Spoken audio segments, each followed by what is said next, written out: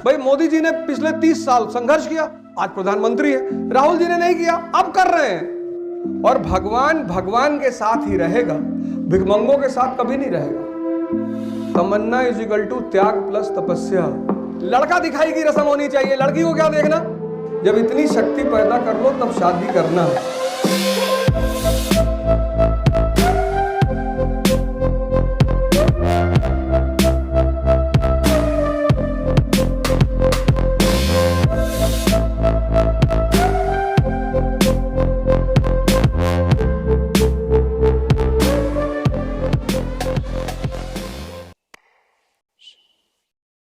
अगर आप दर्द से बच रहे हैं कि भगवान दर्द ना मिले जीवन में, तो आप भूल जाओ कि आप कुछ कर पाओगे।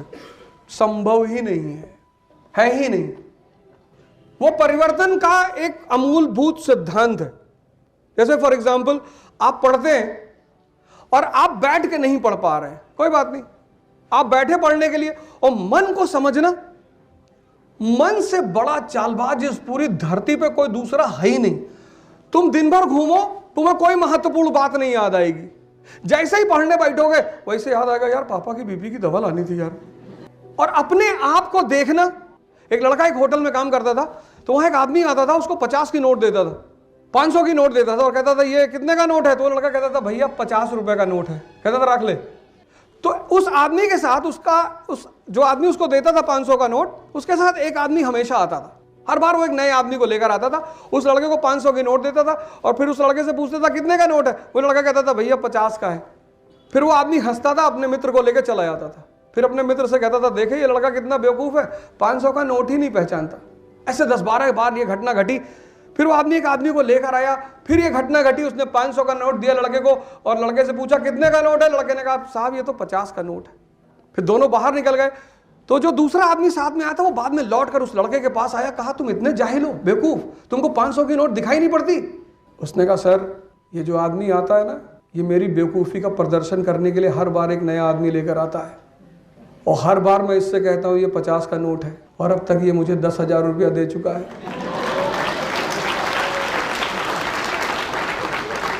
तुम्हारा दिमाग, खाना खाते हो पैकेट में पूरा देखते हो, प्रोटीन, कार्बोहाइड्रेट, फैट, कोलेस्ट्रॉल सब चेक करते हो और खैनी को कहते हो बुद्धिवर्धक चूरन है। कहाँ लिखा हुआ है? कहाँ लिखा हुआ है? किस खैनी के पैकेट पे लिखा हुआ बुद्धिवर्धक चूरन? ला के दिखाओ हमें। सर बीड़ी पीने से कंसंट्रेशन बढ़ रहा है, रिक्शे वाले का काहे नहीं बढ़ रहा है? इसको भी आइंस्टीन हो जाना चाहिए। जब तुम संघर्ष करोगे तो तुम्हें ताकत की जरूरत होगी और ताकत सिर्फ दर्द से पैदा होती है, वैसे पैदा ही नहीं। कितना बादाम खा लो चाहे जितना, लेकिन अगर 1000 दंड बैठक नहीं मारोगे, ताकत सिर्फ दर्द से पैदा होती है। इसलिए जब तुम पहली बार 5 किलोमीटर चलते हो ना तो ये पैर भर जाते हैं, शक्ति रिलीज होती है, दूसरे दिन उठने का मन नहीं करता। जो दर्द बर्दाश्त नहीं करेगा उसके जीवन में परिवर्तन कभी नहीं होगा, संभव ही नहीं। जो जनरल क्लास में नहीं चला, जैसे हम जनरल क्लास में सफर किए तो हमें याद आता है कभी कभी प्रयागराज से दिल्ली जाते थे और जनरल कंपार्टमेंट ऐसा कंपार्टमेंट होता है कि 70 की सीटिंग होती है, 800 लोग बैठे होते हैं। 3-4 पैर के बीच में एक हाथ निकलता हुआ दिखाई पड़ रहा है, फिर 4-5 हाथ है उसके बीच में से एक सर निकलता हुआ दिखाई पड़ रहा है। एक आदमी ने गुटखा खा के बगल वाले के जेब में थूक दिया, वो बाहर निकल ही नहीं सकता ना, उसके पास मौका ही नहीं निकलने का। और वो अजीब सी सीन होती है जनरल की, स्ट्रगल। हमसे कई बार लड़के आते कहते सर पढ़ने में मन नहीं लग रहा। हम कहते तुम एक काम करो, तुम दिल्ली में मगध में बैठो, मगध एक्सप्रेस में, और अलीगढ़ में उतर जाना। अगर वहां तक तुम जिंदा रह गए तो तुम्हें आईएएस बनने से कोई रोक नहीं सकता। 2 जगह। आजकल तो माँ बाप इतने कॉशियस हैं अपने बच्चे को स्वास्थ्य को लेकर। अरे अच्छी बात है, नहीं गिरेगा भैया, ये नहीं मरेगा, चिंता मत करो। सुबह 8 बजे क्लास में आ रहे हैं, 10 केला खा लिए, 2 गिलास दूध, 5 अंडा, आके आगे बैठे, ये बड़ा बड़ा मुंह खोल रहे हैं, जमहाई ले रहे हैं। जिसका पेट भरा होगा उसका दिमाग अय्याशी में तुरंत लिप्त हो जाएगा। ये दिमाग का नेचर, इतना गहरा संबंध मन और पेट का है। अगर मन को काबू में रखना चाहते हो, पेट को खाली रखो, कहीं नहीं भागेगा, भाग ही नहीं सकता। जितनी देर तुम बैठ के पढ़ रहे हो, जितनी देर जो तुम्हारा पढ़ने का टाइम है, तुम कोशिश करो उतनी देर तुम्हारा पेट खाली होना चाहिए। अगर भगवान राम श्री से प्रभु बन सकते तो आप क्यों नहीं बन सकते? हम सब बहुत सामान्य परिवार से हैं।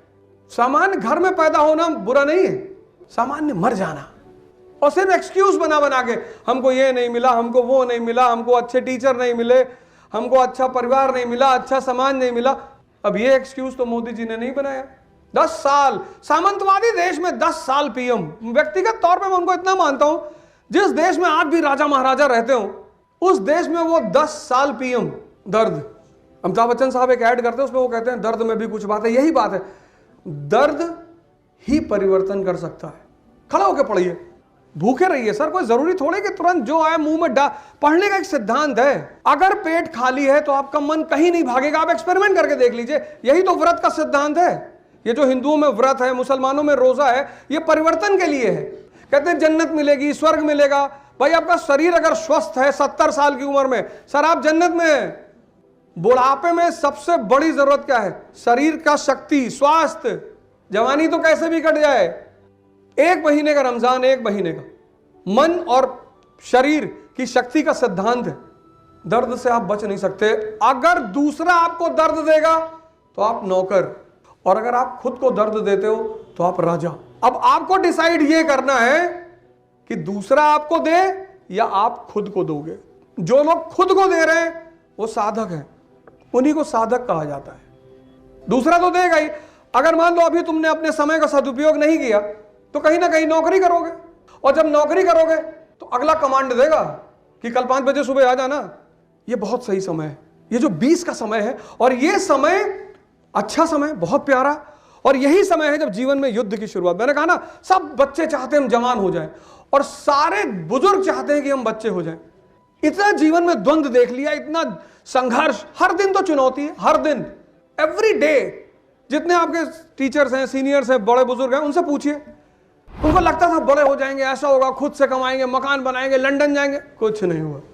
हर दिन चुनौती है, हर दिन। और सबसे ज्यादा चुनौती घर में, परिवार में, रिश्तेदार, नेबर, इनको आप कुछ कह ही नहीं सकते। पहले कोई मुझे बुलाता नहीं था शादी वादी में, अब ना जाते हैं तो कहते हैं बहुत पैसा हो गया इनके पास, भैया अब काहे आई हैं। अपने आप को थोड़ा थोड़ा दर्द देना सीखो, और ध्यान और योग से अपने आप को जोड़ो।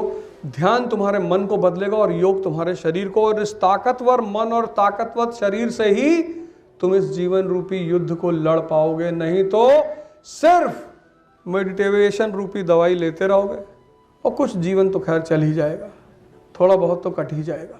जीवन में जीने के लिए शक्ति की जरूरत है, मोटिवेशन की जरूरत नहीं है।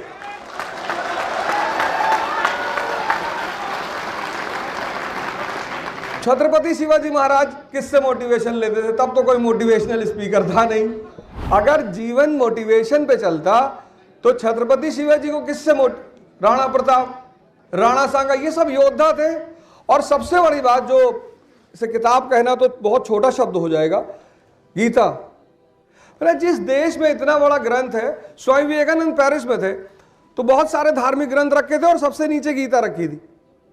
तो किसी प्रीस्ट ने उनसे मजाक किया, कहा स्वामी जी देख रहे हैं आप अपनी गीता की हालत देख रहे हैं, कहाँ रखी है? बोले यार देख तो रहा हूं, और ये भी देख रहा हूं कि अगर इसे नीचे से हटा दोगे तो बाकी सब भर भर करके गिर जाएगी। बेस है, फाउंडेशन।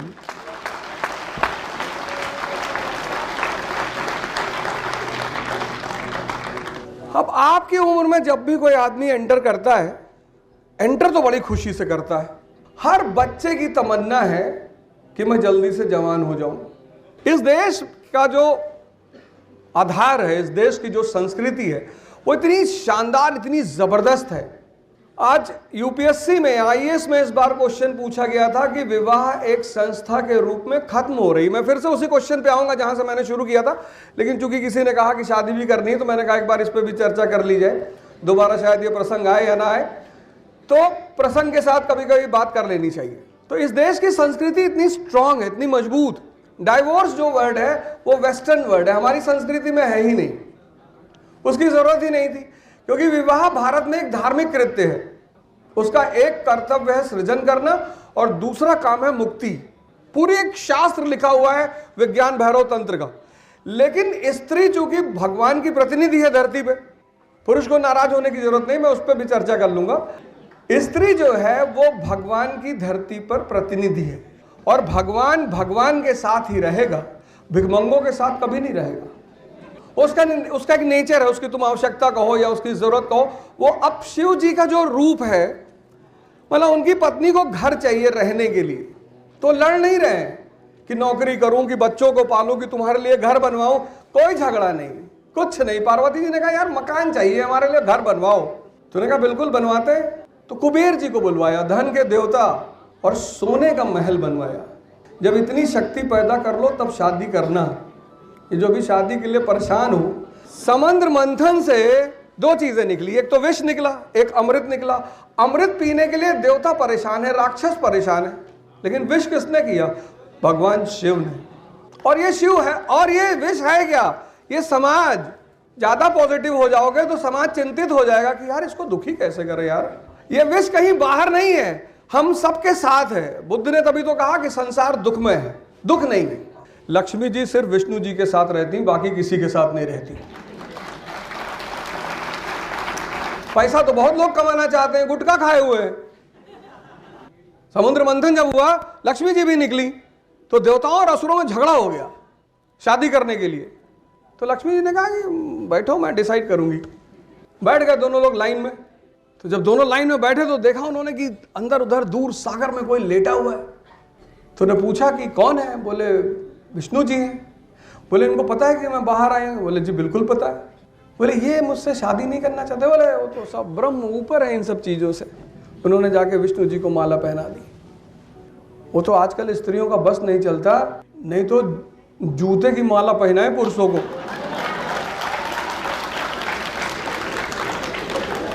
लड़की देखने जा रहे, लड़की, जब भी लड़की देखने जाना पहले शीशे में खुद को देख लेना तब जाना। ऐसे नहीं कूद फांद के चले गए तुरंत दौड़ते भागते हुए। लड़का दिखाई की रस्म होनी चाहिए। लड़की को क्या देखना? लड़कों को देखना चाहिए। लड़कों की दंड बैठक लगा 1000। बैल देखा जाता है, गाय नहीं देखी जाती। दुनिया में बैल की बाजार लगती है, बैल की। लड़के लड़की देखने जा रहे। ये पहला काम करिए आप। आज बाहर जाइएगा तो सबसे पहले प्रभु राम पर अध्ययन करिए। उनका एक सूत्र है, T=T+T। तमन्ना = त्याग प्लस तपस्या।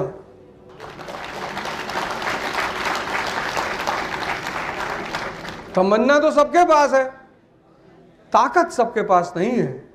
तमन्ना राजा के बेटे हैं, और दशरथ जी कहते हैं प्रभु राम से कि बेटा मेरा वचन है, मैं वापस ले लेता हूं, चलो तुम मत जाओ। बोले नहीं जाएंगे। ये बड़ा प्यारा नियम इस देश का है, 14 साल वाला, बहुत प्यारा। ये इतना प्यारा नियम है इस देश का, 14 साल, और सबके जीवन में आएगा, कोई बच नहीं सकता, सवाल ही नहीं उठता। क्योंकि कुछ चीजें हैं जो आपको संघर्ष कर कर ही मिलेंगी। उसमें से एक है अनुभव, उसमें से एक है धैर्य, उसमें से एक है साहस, उसमें से एक है उत्साह। ये आपको, जब आप व्यक्तिगत संघर्ष, मैंने कहा ना भाई मोदी जी ने पिछले 30 साल संघर्ष किया, आज प्रधानमंत्री है। राहुल जी ने नहीं किया, अब कर रहे हैं। और एक बार कश्मीर से कन्याकुमारी की तरफ गए, और अब नॉर्थ ईस्ट से गुजरात की तरफ आ रहे हैं, वो भी पैदल।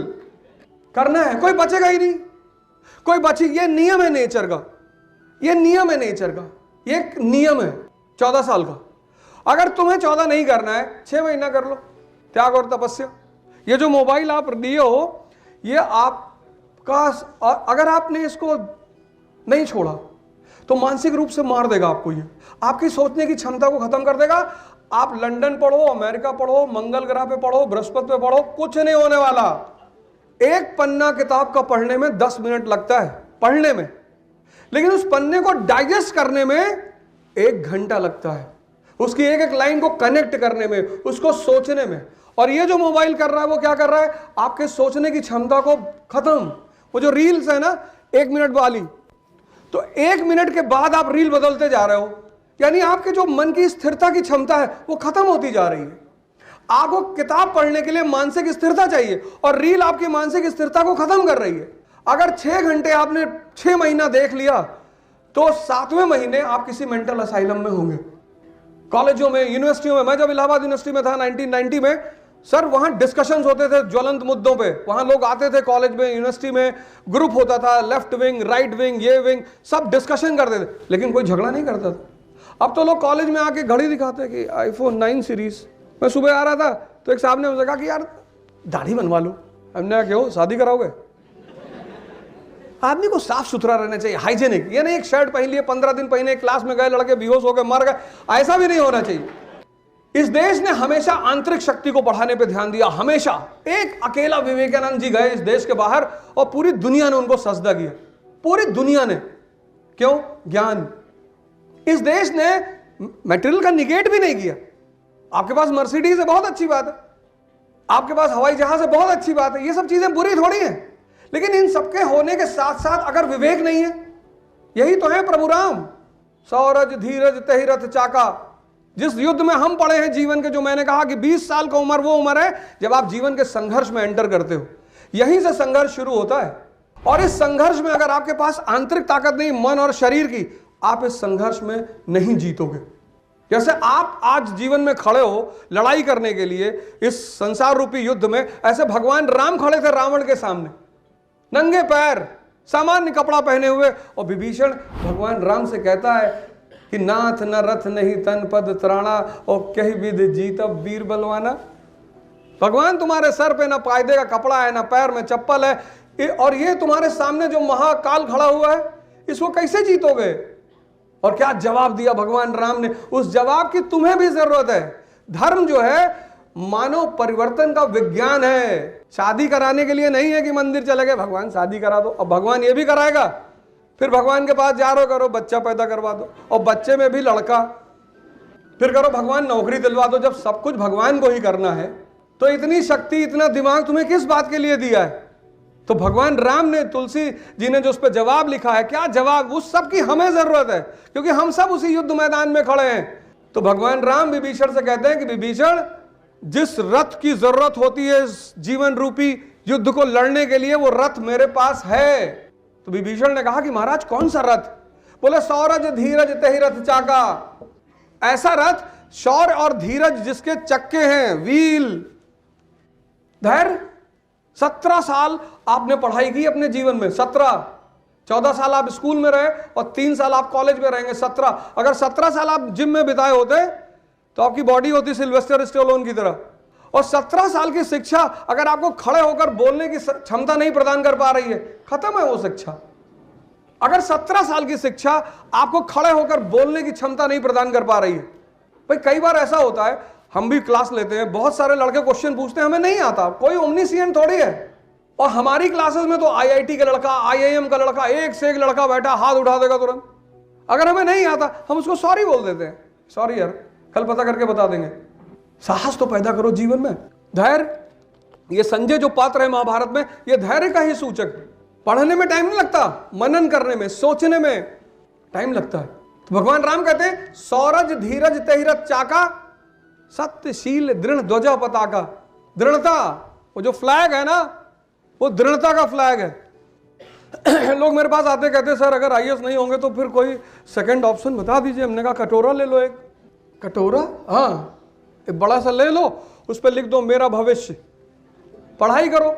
जब सेकंड ऑप्शन बना लोगे, महत्वाकांक्षा है तुम्हारे अंदर या तुम्हें नौकरी पानी है, पहले डिसाइड कर लो। IAS बनना एक महत्वाकांक्षा है, नौकरी नहीं है। MP बनना एक महत्वाकांक्षा है।